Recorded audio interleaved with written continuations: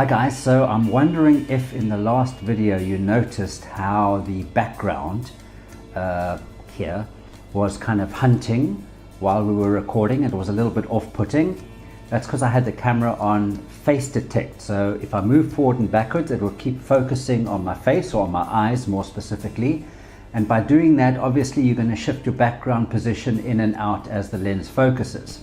So this time we're on manual focus, so the background's not going anywhere, and as long as I look at the little focusing manual focus assist, I see that my hair's all blue and shimmery, so I know that I'm in focus and good to go. Right, I got hold of the 200mm f2.8 Panasonic Leica lens. That's a 400mm 2.8 fixed lens. Now here's the good thing. Panasonic sends it with a 1.4 times converter included in the package. So that's going to give you extra reach if you need it. If guys, you can go without using a converter, that's the way to do it. Obviously the more glass you put in front or behind of your lens, quality is definitely going to deteriorate, plus you're losing a little bit of light. So if you can do without the converter and rather walk in a little bit to your scene or get your model or your subject, whatever it is, to come a little bit closer to you, that's first prize. If you can't, stick the 1.4 on and happy days. Right, I'm going to show you some results from that 200. Guys, these Leica and Panasonic lenses are amazing. I know you're paying a little bit extra, but man, you cannot fault the quality. It is spot on and so sharp. When I export now out of Lightroom, I put 0 sharpening on my images. If you do, it starts looking too sharp and it starts to actually fall apart. On previous systems, out of the 3 levels of sharpening you've got in Lightroom, I always stuck it on medium. Now I've taken it off completely. It's almost that because of the smaller sensor, you're using the sweet spot of your lens. You're not using the entire lens like you used to with 35mm. And that outside of your lenses is where you get your problems, your chromatic aberration, your distortions.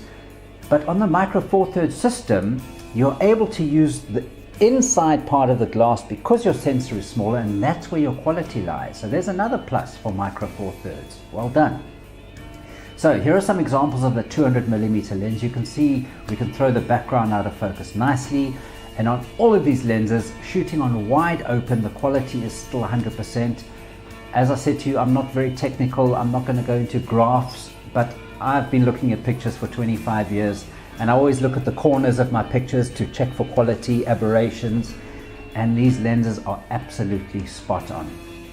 I unfortunately can't talk about just the Panasonic lenses that aren't in partnership with Leica because I haven't used any of them. All right, so these are some crystal clear, sharp pictures.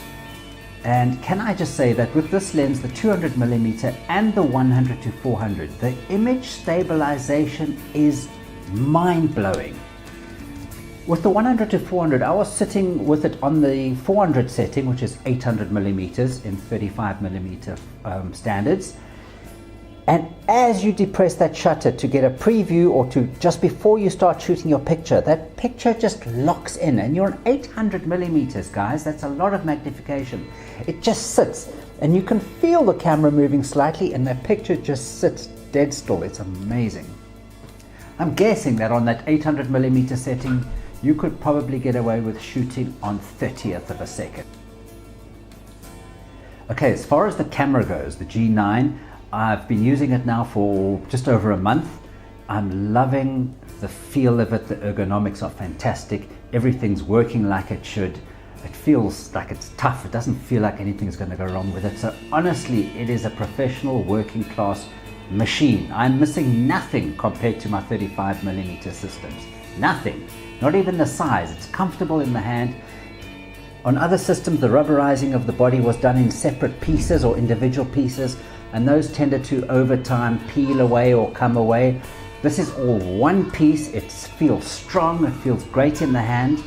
On 1 or 2 occasions I've had that the camera has frozen for like half a second or not known what to do, and I'm assuming that just because I'm new to the system, I was perhaps pushing a function button or I was pushing 2 buttons at the same time and the camera just kind of went into pause mode.